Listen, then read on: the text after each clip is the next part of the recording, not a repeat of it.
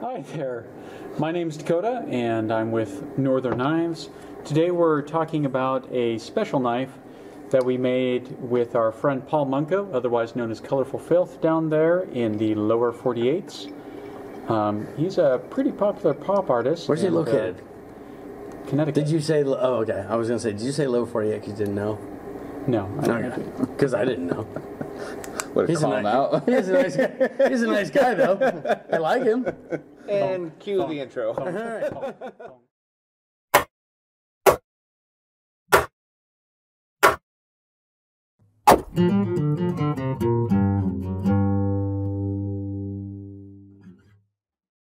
Well, what do we got? We got the SpydieChef, right? SpydieChef. If you replace the hardware, basically the best fishing knife known to man. Yeah, actually, titanium and LC200, which are, if I'm not mistaken, replace carbon with nitrogen, and you have titanium, so physically incapable of rusting. That's what LC200N. Oh, my bad. I even carried it for like 8 months, and I didn't even know that. So you could leave it in salt water, and the only thing you'd have left is, well, the hardware would be gone, but the blade and the titanium scales would remain. So very robust, and edge retention has always been hit and miss on these nitrogen blades, but I would really rate this very close, if not surpassing 154 CM or a TS34, so the Japanese variation, which is very impressive for its anti-rust capability. Yeah, it is a very, very good steel for what it accomplishes. So what makes this SpydieChef special? As you can see, both of the scales. Notice I'm taking a very long drink. Not going to answer. Yeah, no, I mean, like, if you look at the scales here, Paul, or ColorfulFilth, or the Filth family. Let's just call him ColorfulFilth. Yeah, CF. He has been doing like an underwater theme with us for a while, a few tattoo themes, but he grew up in New England, and for whatever reason, just the SpydieChef with its, you know, saltwater capabilities really inspired him to do like a deep sea dive thing. Well, it really is a great knife outside of what we've done. So much to the point where, you know, we have, you know, thousands of knives in inventory. I carried this for 8 months. Like that's how much I really enjoyed this. You know, it really reminds me of the rock lobster, which I rock never. Lobster. Rock lobster. Peter Griffin, yeah. All right. So I really liked the rock lobster, but I never owned one, and now they're gone, and it's hard to get, and people are modifying them and fucking them up.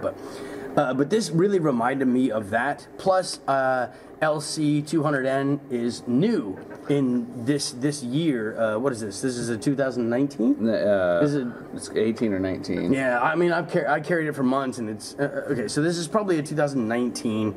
And LC200N was brand new, and I knew nothing about it, had no experience with it, but they're doing it in a lot of their salt knives. And we sell a lot of those salt knives because we have commercial fishermen up here, and they need that. And so we always keep them on hand. And when they switched over to this, I needed to be able to have firsthand knowledge of this steel and talk to these guys about it versus the H1. It was the H1, right? It was what it was in before. Exactly. Yeah. And so I carried this specifically for that reason, and ended up really, really liking this knife. Especially how slim it is, how light it is, how strong it is. It's really, really a great knife for the money. And then Paul worked his magic with the artwork. I digitized it, made it come to life, which was kind of hard. And I think you both worked a little bit of magic. So. Well, I do gotta apologize to Paul because when he sent me the back scale, it was actually mirrored. Oh. And so his name was supposed to be backwards, so I had to flip the artwork, and then I had to reverse flip his name to get it to work. I hope he's all right with that. I thought it turned out all right. I kind of tried to hide the numbers, put our little logo in the back, but he did amazing. He did amazing work. I really like working with him. He's an amazing artist, and his stuff really turns out good. Yeah. And then I guess his inspiration was that he grew up in New England and all the deep sea diving, and it doesn't necessarily make sense, but on the show side, you've got a deep sea diver eating fish cut up with filth labeled inside the fish, which... Oh, it does? Yeah. It's kind of hard to see on camera here, but if you have it in person, you can see it pretty plainly, or in our B-roll. I did the digital work. I didn't even notice. And although the fish guts, however small they are, it might be hard to pick up, but the fish guts are magenta. You can kind of see the difference. Just little, and the little bones in the middle are white, man. and the fish guts are magenta, and the skin is a different color. Like, the detail on this was... difficult? Yeah. Well, okay. That's a word for it. So there's one detail that's probably never going to come up on camera because it just shows up as a little... It looks like the knife just fades into bullshit. But if you get it up close, below his feet, there is actually a crosshatch shadow. Like if you know comic books, they do the crosshatch with the shadow. There is a line shadow that actually mirrors all the round indents on it. That was so difficult to pull off. I probably had to rework this design on the front end. I'm gonna say easily 15 times I had to rework it and redo it to make sure that his design would show up properly and everything that he was trying to express in his artwork would come across on the knife. So it took me a very long time, but I think the finished product works. I had to make one concession where this air tube used to contact the pivot, and this bubble would perfectly circle the pivot. I had to move them apart. That's the only concession I had to do, was because I needed that bubble to circle the pivot, but I couldn't make it work without distorting the image to where it would look weird. Kind of the same thing on the back, where the pivot is the monocle of the diving mask. I had to work the whole thing to make sure that it would be his vision, what he wanted, and he's obviously trying to express something with making these design choices. I wanted to make sure that his artwork design choices came across in the finished product as true as I could be to the original design. And it took a lot of work, but I think it worked out real well. I definitely think you crushed it. And if anyone is on the fence about, Spyderco, or they're unsure if they haven't handled this before, I'm going to see from this whole guy right here. This is designed by Marcin Slysz, who has done a couple really bangers for Spyderco, the Techno and the Slysz buoy. And so it has the same DNA, and it's just a well-designed, really ergonomic, nice knife. The flow is, it's excellent. Open and closed. Like that's what I really like about it is the flow when it's open, and then you close it, and they put a little bit extra on the blade so that when you close it, it's right there. It makes it just a really clean closed design, and then you open it, and it's just as clean.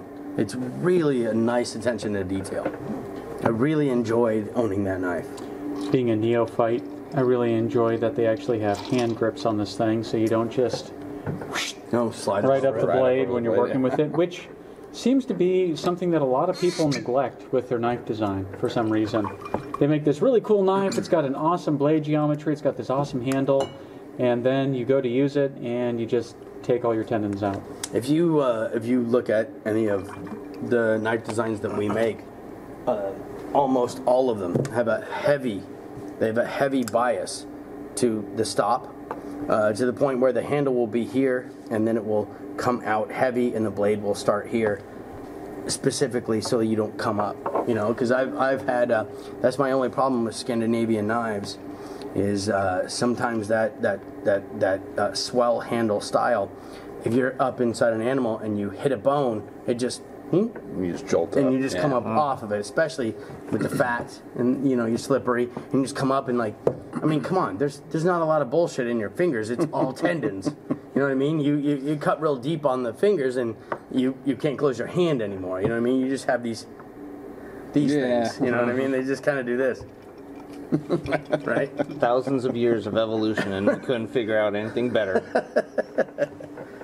But if you guys are interested, it's available right now for order. How we're doing it is the more that are ordered, the greater discount. So you place a full price reserve, and then when it's all said and done, we'll send out partial refunds to everyone who places an order, depending how many sell. It's 260-ish, give or take, and then for the first 19, right? And then it drops around about $7, and then after that, for every 10, it drops another 7, another 7, and another 7. It's kind of like Kickstarter, you know what I mean? You throw it out there, and you're looking for $500,000, and you end up with $2 million. You know, I mean, the product just gets cheaper. We're kind of doing that. So for the first 19, it will be that $267.50. Okay, there we go. And then for every 10 after that, it will drop consistently. And then we'll reach a maximum lowered price at is it 50 units? So at 50 of them, we'll reach a maximum lowered price, which means you're not that far over map. I mean, I think you're not allowed to sell these.